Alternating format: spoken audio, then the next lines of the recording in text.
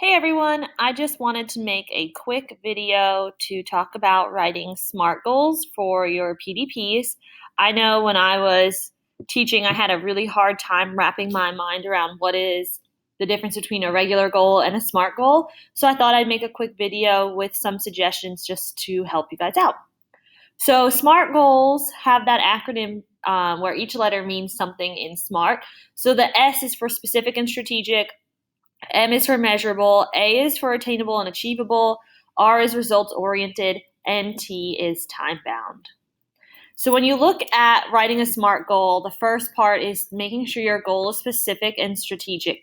You don't want your goal to be too vague, so you want to really consider the what, why, and how of the SMART goal. You want to make sure your goals focus on a specific area of student need and growth. So you don't want to necessarily say all students will achieve growth in all subject areas. You would want to focus on one area that they are struggling with, and you would probably look at the data to establish what area you want to work with that in most. M for in SMART goals is for measurable. You want to make sure the goal you write is measurable, because without being measurable, how are you able to tell if you achieved that goal or not? So you want to have some kind of evidence to show that you accomplished that goal. So whether you say, they will show growth from last year's EOGs to this year's EOGs, from beginning of year assessment to end of year assessment, that will help you have a tool to help measure that if you've met your goal. The A in SMART goal is oftentimes can stand for a lot of different things. There's appropriate, attainable, achievable, and all of those work. They're all really important. You want to make sure your goal is appropriate, but you want to also make sure that you are not setting a goal that is too lofty. So you want to make sure that your goal is related to the students, but that you have to stretch a little bit to meet that goal, but you are not setting yourself up for failure.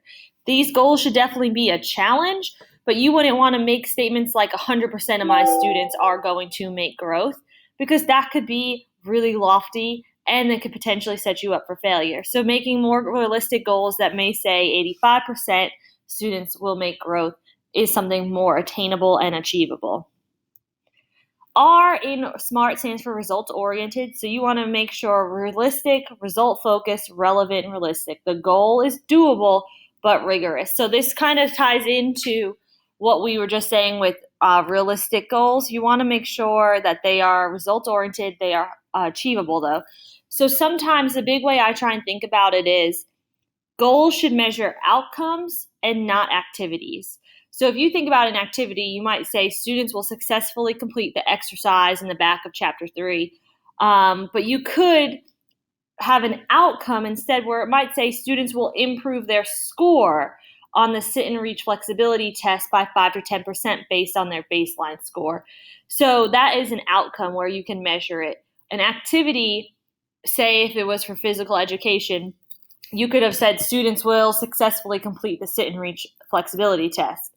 But the outcome is showing how much they will improve their score by based off of data. The last big part of the SMART goal is that it has to be time bound. So you have to have some kind of time in there. It could be by the end of the unit, by the end of the academic year, the end of the reporting period, the assessment period, however you want to phrase it. A lot of times for me when I was a teacher, my goals were by the end of the 2017-2018 school year, students will be able to, and that's how I wrote a lot of my goals, by including the time of year and having the whole year to accomplish that goal. So we're going to look at some examples.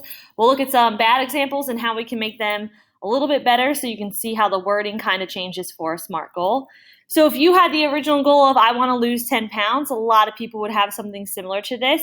Weight loss is a common goal.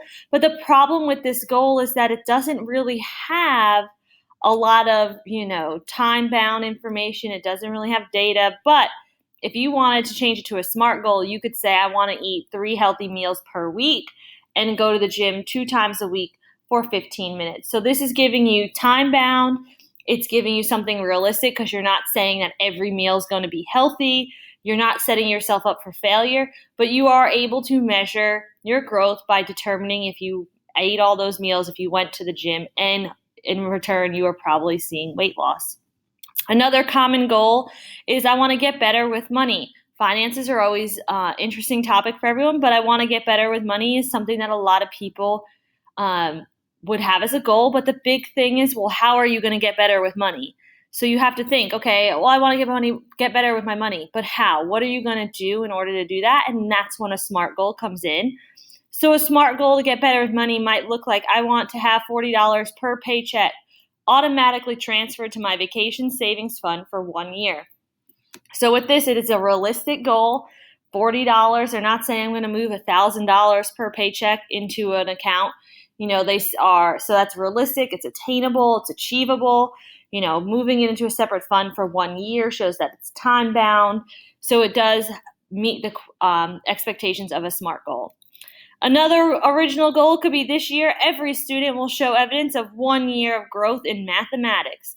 That sounds like a great goal. We always want our students to grow, but the problem with this one is you were saying that every student will show 1 year of growth, and that could be a really lofty goal.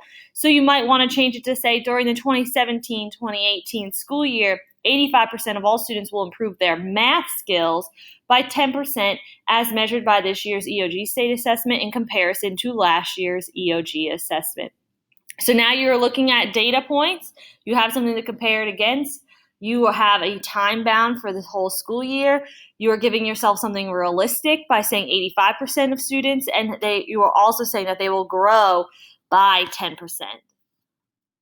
So just to remind you that SMART goals are specific and strategic, measurable, attainable and achievable, results-oriented, and time-bound. So when you are thinking about writing your SMART goals for your PDPs, you might want to think about things you want for your students after looking at data, things you might want for yourself professionally, and then think about, okay, well, how can I turn this goal in from something like I want to lose 10 pounds into a SMART goal using these acronyms to help you achieve